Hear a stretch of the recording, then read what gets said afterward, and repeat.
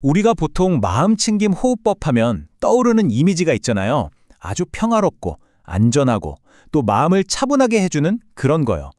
그런데 만약에 이 호흡법의 시작이 사실은 아주 충격적이고 심지어는 치명적이기까지 한 사건 때문이었다면 어떨까요? 오늘 바로 그 놀라운 기원에 대한 이야기를 한번 파헤쳐 보려고 합니다. 자, 그래서 바로 본론으로 들어가서 이 질문부터 시작해 볼게요. 명상수행법이 사람을 죽게 만들 수도 있을까요? 아마 대부분은 에이, 설마 하실 거예요. 하지만요, 고대 불교 경전의 기록을 들여다보면 우리가 상상하는 것과는 전혀 다른 좀 썸뜩하기까지 한 이야기가 나옵니다. 그럼 이 위험한 이야기 대체 어디서부터 시작된 걸까요? 그건 바로 지금의 마음챙김 호흡법이 만들어지기 훨씬 이전에 그 자리를 차지하고 있었던 아주 문제적인 어떤 명상 수행법에서부터 시작됩니다. 그 수행법의 이름은 바로 부정관, 산스크리트어로는 아수바카타라고 하는데요. 이 수행의 목적은 이거였어요. 우리 몸이 사실은 얼마나 더럽고 결국엔 썩어 없어질 것인지를 계속 관찰하는 거예요. 그렇게 해서 육체에 대한 애착이나 욕망에서 벗어나는 거죠. 의도 자체는 굉장히 고결했다고 할 수 있겠죠. 그런데 이게 아주 심각하고 전혀 예상치 못했던 부작용을 낳고 맙니다. 수행에 깊이 빠져든 승려들이 자기 몸에 대해서 이걸 견딜 수 없는 혐오감과 고뇌에 시달리기 시작한 겁니다. 그리고 이 경전의 기록은 정말 충격적입니다. 자바암경이라는 경전에 나오는 구절인데요. 부정관 수행의 결과가 얼마나 끔찍했는지를 정말 적나라하게 보여주죠. 스스로 목숨을 끊거나 심지어는 동료에게 자신을 죽여달라고 부탁하기까지 했다니 상황이 정말 걷잡을 인 없게 된 거죠. 한 기록을 보면요. 단 한 명의 수행자가 다른 승려들의 간청을 받고 무려 60명, 60명에 달하는 사람들을 죽음에 이르게 했다는 이야기도 나옵니다. 이건 단순한 부작용 수준이 아니었던 거죠. 공동체 전체를 위협하는 거대한 비극이었습니다.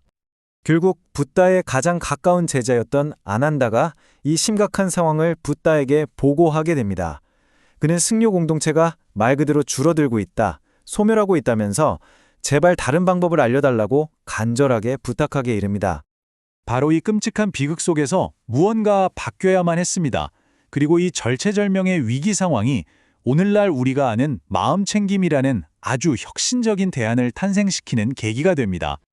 그때 붓다가 내놓은 해결책이 바로 안나반나념, 우리가 아는 아나파나사티였습니다. 이건 그 위험천만한 부정관을 완전히 대체하기 위해서 고안된 오직 호흡에만 온전히 집중하는 새로운 방식의 수행법이었죠. 여기서 핵심적인 변화는 바로 이거예요. 우리 몸의 각 부분을 뜯어보면서 혐오감을 키우는 대신에 그냥 자연스럽게 일어나는 이 호흡이라는 생리적인 과정을 어떤 판단도 없이 그저 중립적으로 관찰하는 것. 관점이 완전히 180도 바뀐 겁니다. 자, 그럼 이 새로운 방법은 어떻게 하는 걸까요? 경전에서는 그 과정을 아주 명확하게 설명하고 있는데요. 모든 건 아주 단순하게 시작해요. 1단계, 그냥 조용한 곳에 가서 바르게 앉는 거죠. 그리고 2단계, 들어오고 나가는 숨을 판단 없이 그저 바라보는 겁니다. 여기서부터 조금씩 깊어져요. 3단계에서는 숨이 긴지 짧은지 그 성질을 알아차리고요. 4단계에서는 그 호흡의 감각을 온몸으로 확장시키는 겁니다. 그리고 이 모든 과정의 최종 목표가 바로 5단계, 숨을 쉴 때마다 몸과 마음이 고요하고 평온한 상태에 이르는 것. 혐오가 아니라 알아차림을 통한 평화인 거죠. 네, 이 새로운 수행법의 목표는 아주 명확했습니다.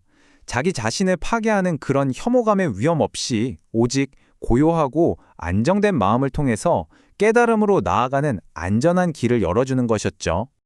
자, 이렇게 불교는 호흡이라는 생리적인 과정에 집중해서 마음의 위기를 해결했습니다. 근데 정말 흥미로운 건요, 같은 시기 고대 인도에서는 몸을 완전히 다른 렌즈로 바라본 또 하나의 위대한 시스템이 있었다는 겁니다. 그들은 과정이 아니라 변형에 주목했는데요. 바로 아유르베다의 세계로 한번 들어가 보시죠. 불교가 호흡이라는 어떻게 보면 비물질적인 생리현상에 집중했다면 아유르베다는 정반대였어요. 아주 물질적인 것, 바로 소화에 집중했습니다. 우리가 먹은 음식이 어떻게 우리 몸 그 자체가 되는가, 바로 그 생리학에 초점을 맞춘 거죠. 그 핵심 이론의 이름이 바로 다투 파리나마입니다. 이게 뭐냐면 우리가 먹은 음식이 소화되어서 7단계에 걸쳐서 우리 몸의 조직으로 순서대로 변해간다는 몸의 물질적 변형에 관한 아주 정교한 이론이에요. 아유르베다에서는 우리 몸을 마치 하나의 정교한 공장처럼 봤어요. 모든 건 음식에서 추출한 영양액인 라사에서 시작됩니다. 이 기본 물질이 차례차례 변형되면서 몸의 각 부분을 만들어내는 거죠.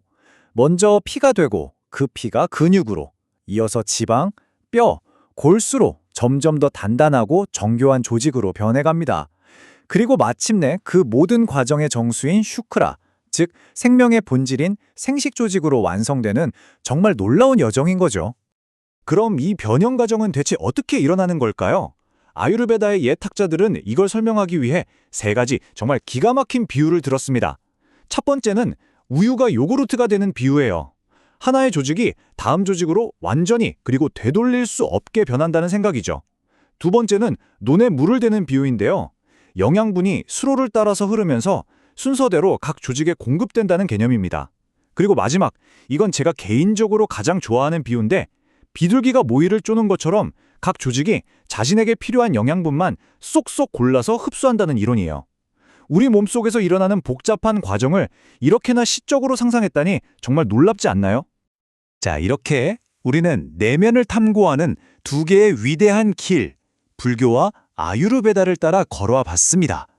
이제 이 2개의 지도를 한번 합쳐보면서 우리가 여기서 얻을 수 있는 최종적인 통찰은 과연 무엇인지 정리해 보겠습니다. 이 표가 두 시스템의 차이를 아주 명확하게 보여주죠. 불교 생리학은 호흡과 마음을 통해서 정신적 해탈을 추구했습니다. 그 방법은 관철이었죠. 반면에 아유르베다 생리학은 소화와 물질을 통해 신체적 건강을 목표로 했습니다. 그 방법은 변형이었고요. 그러니까 하나는 관찰의 과학, 다른 하나는 변형의 과학이었던 셈입니다.